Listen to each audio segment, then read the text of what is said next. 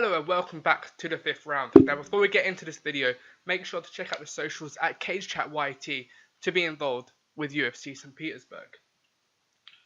Now, of course, it's the first event in Russia this weekend and we are looking at a heavyweight classic. Alistair Overeem versus Aleksei Oleinik. Before we get into that main event, we're going to take a look at one more fight on the card. Now this is Roxanne Modafferi versus Antonina Shevchenko. Now this is in the flyweight division, number 7 versus number 12. Now Antonina Shevchenko obviously came through the Thursday Night Contender Series under her contract and is of course well known as sister to current flyweight champion Valentina Shevchenko. She holds a record at the moment at 7 wins and 0 losses, and that is coming up against Roxanne's 22 wins and 15 losses. Now this is a showcase for the UFC as it is the Ultimate Fighter Series versus the Tuesday Night Contender Series. Now for me, it's going to go one way.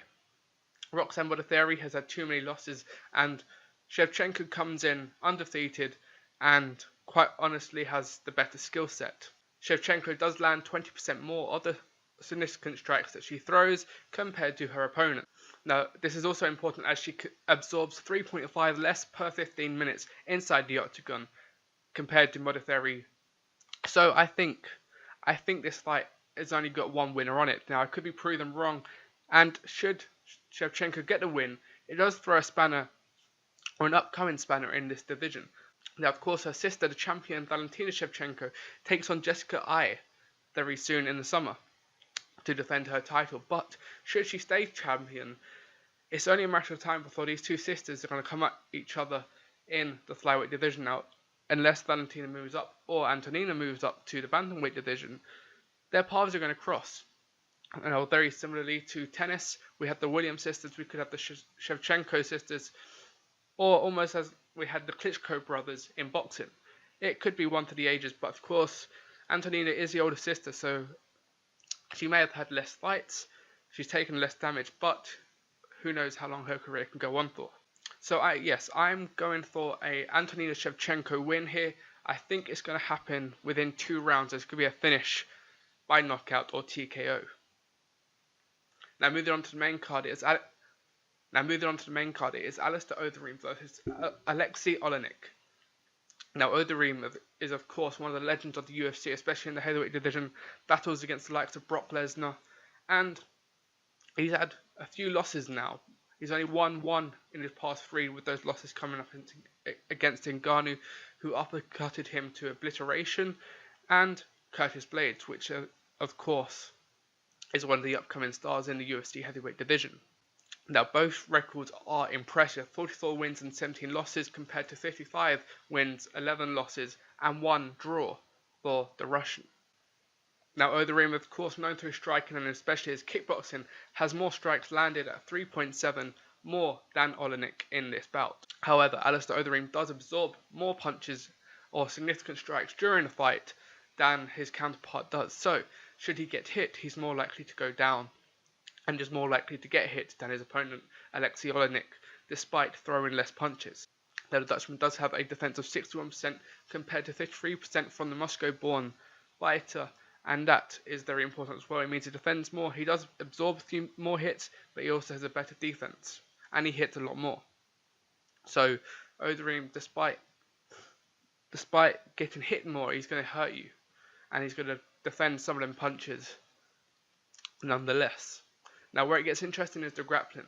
Now Oleinik does have superior grappling to Alistair Overeem, who has a takedown defense of 73%.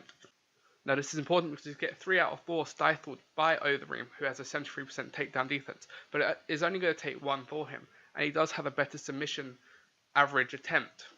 So should this fight go to the ground, it's in Oleinik's favour, but you're going to have to get the big man Alistair Overeem there first, and depending on what weight these guys come in at, there could be a 25-pound weight difference. 240 pounds for the Moscow-born fighter Aleksei Oleinik, and 265 pounds for the Overeem, as he's normally known, Alistair Overeem. And that's going to come in handy. He's got a shorter leg reach, Alistair Overeem does, despite being a kickboxer here. So if he can build in that distance, he should be able to hit him, should be able to get the kicks in, and they are going to hurt. Now both of these are in their late 30s now, so they are coming towards the end of their career, and whether Overeem can make a push to the title. Now I think it's a little too late in his career, depending on what changes he makes. He's going to need at least 3 or 4 wins. Maybe if Brock Lesnar wins the title back, he could have some sort of shout. But this fight is one where we have 2 veterans here come towards the end, and it's going to be an interesting fight for UFC St. Petersburg to kick off with, and UFC and Russia as a whole. Of course, Khabib is looking to come over here, over towards Russia, and defend his title, but he looks like he's going to be fighting in Dubai first. I'm going to say I don't think this fight's going the 5-round distance. None of the ESPN Plus cards or the Fight Night cards have gone the distance yet, and I'm not surprised if this heavyweight bout doesn't either. I think this could be done within 3, and I think it's going to be a knockout. I think it's going to be a TKO victory, and I'm going to back the Russian Oleinik. Now I know that seems silly, but I think he's just going to get Overeem. He's going to look to take down Overeem, and as much as Overeem defends it, he might miss one, get the takedown, and then it's all over for the Dutchman, and Overeem gets the loss.